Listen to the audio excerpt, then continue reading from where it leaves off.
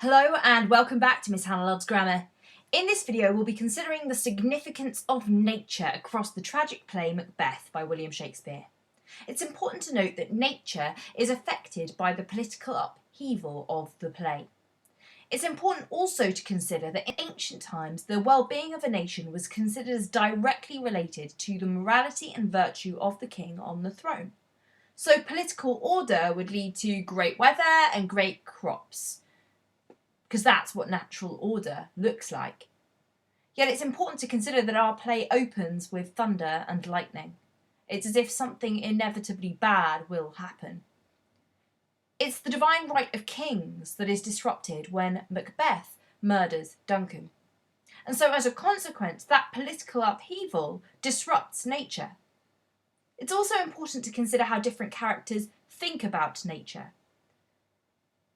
Whilst Duncan and Malcolm speak fondly of being kings with metaphors as if they're gardeners tending their land, Macbeth and Lady Macbeth abuse nature to either hide their desires or their plans.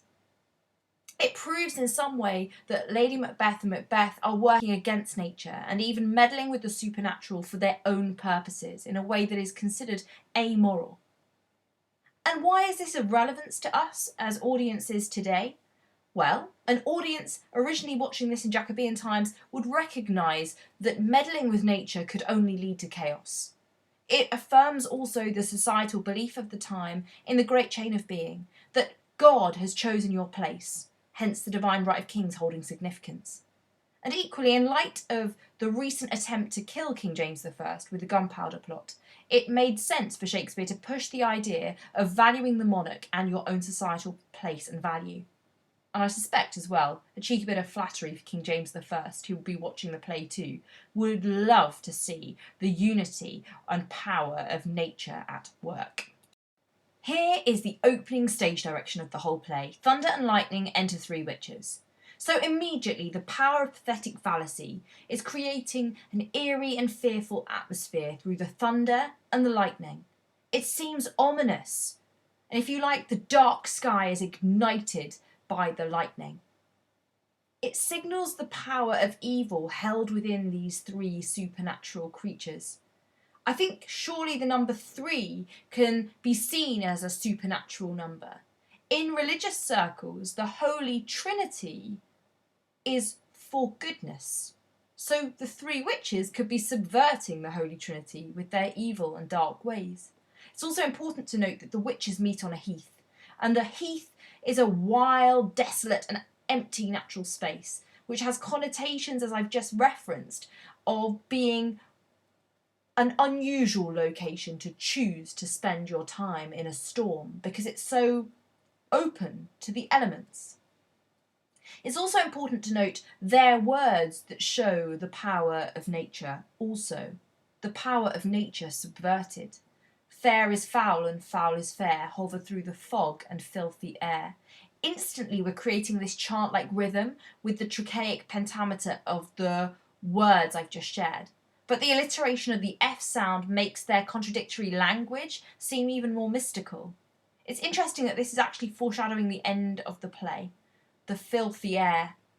But the fog, once more, is emphasising the mystery and power they hold over the darker elements of nature and human nature. Fog, again, as pathetic fallacy, is referencing how they cloud judgment. We see how they later cloud Macbeth's judgment. He mirrors their speech in Act 1, Scene 3, and we already know that process of clouding judgment's begun when he says, "So foul and fair a day I have not seen." All proving the power of nature, and that's just in Act 1. But it doesn't just stop there in Act 1. We see the power that Lady Macbeth and Macbeth assert over nature, as if they control it. And that seems unnatural to us, as do their desires. First off, in Act 1, Scene 4, Macbeth orders nature, probably a sign that his desires are dangerous. When he says, "Stars, hide your fires, let not light see my black and deep desires," nature is put forward in fiery terms.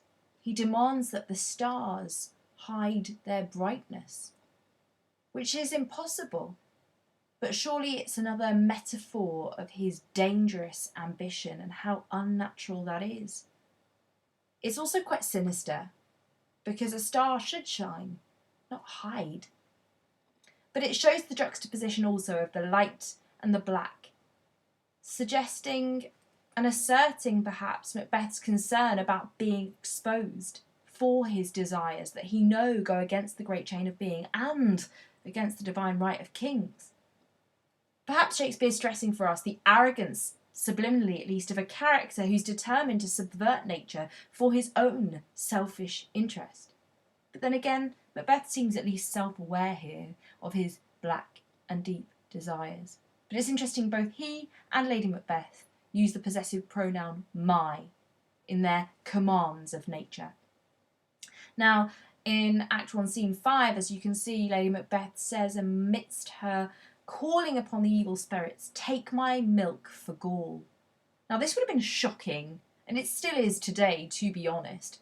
Her imperative is equally unnatural, though. She's calling on higher powers. This time she's actually calling upon evil spirits as well to remove her femininity. The connotations of milk are those of innocence, purity. It's the natural byproduct of a woman who breastfeeds.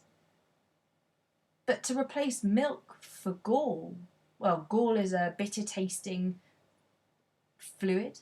It's given to Jesus on the cross, so it's associated with suffering and pain, not joy or growth.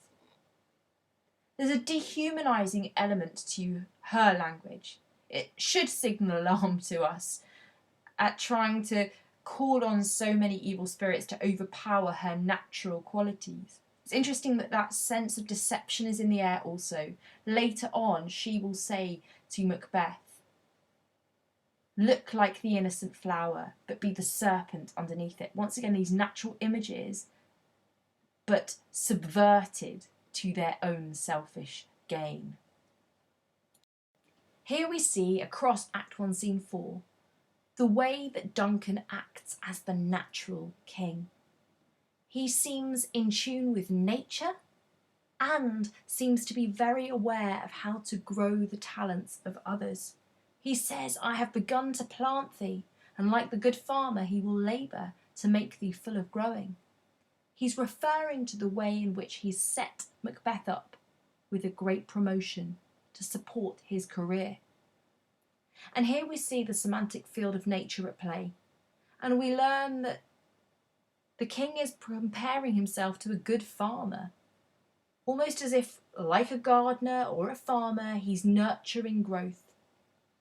He's planting the seeds of development and helping Macbeth grow in his talents. He's being generous. He's prepared to labour for his people. He seems like an ideal king who's virtuous and humble, and Shakespeare is incredibly clear for us to see Macbeth as a champion of his warriors and his supporters.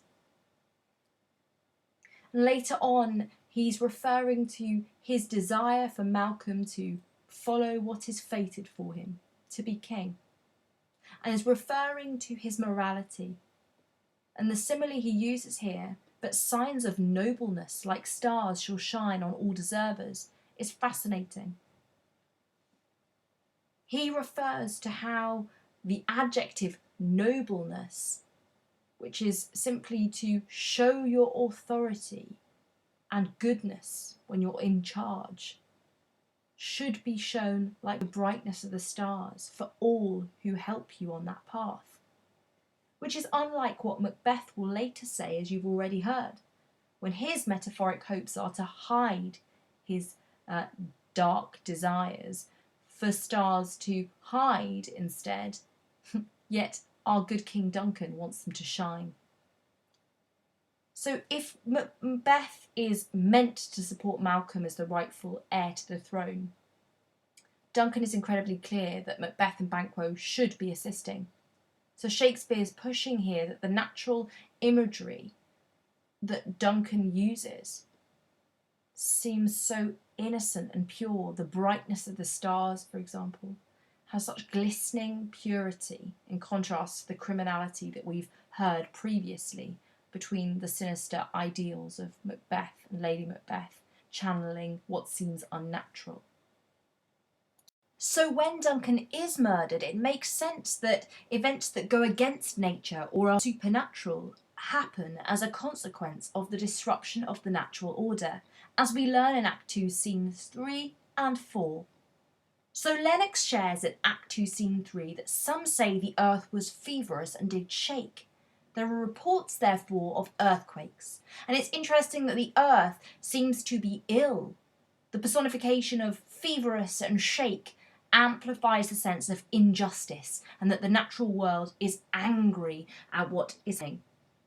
Equally, we learn from Ross in Act 2, Scene 4 that by the clock 'tis day and yet dark night strangles. So darkness covers the land even in daytime, and it's again the personification of nature that shows the threat to nature, with the strangling of day by darkness.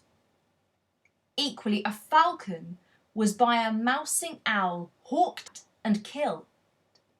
So instantly, an owl, to me, is a much inferior animal to a falcon, which is often seen as a bird of prey.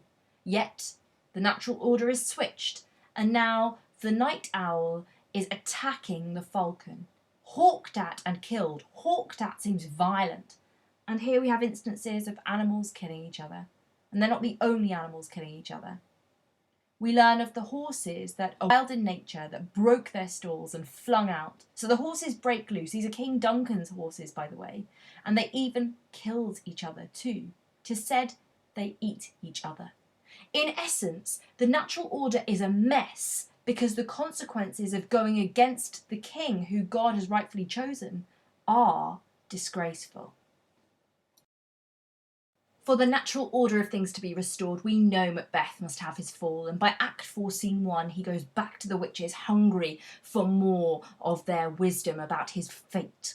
And the apparitions they share with him act as warnings that do come true, but in ways that Macbeth is definitely not expecting, not anticipating, and frankly, that is all rooted in his belief in nature, not truly what can be done beyond what's natural. So, for example, they say beware Macduff, and he's not worried in the slightest. But then when we get into the nitty-gritty, they then say, for none of woman born shall harm Macbeth. That is true. He thinks he's safe. All men are born of women, he thinks. He does not consider that Macduff, his murderer, was untimely ripped from his mother's womb. We learn that in Act 5, therefore proving that apparition true. The most confusing other element of the apparitions is the belief that Macbeth shall never vanquished be until great Birnam Wood to high Dunsinane Hills shall come against him. We think to ourselves, how can a wood move to a hill? A forest can't move. Yet, Malcolm instructs soldiers to pretend to be trees by carrying branches, and it happens. And what's fascinating is Malcolm, the next king of Scotland, the rightful heir, the natural order honourer, is given that instruction. He does that with his soldiers, and it leads to the downfall of Macbeth, the villain who swoops in to act against the divine right of kings. The place of nature is at the very heart of this tragedy. Human nature, a dalliance with supernatural elements, and fundamentally the purity of nature and what is right winning over what is not natural, what is dangerous desire and temptation. Why not subscribe to Miss Hannah Loves Grammar for all things English, literary and grammatical?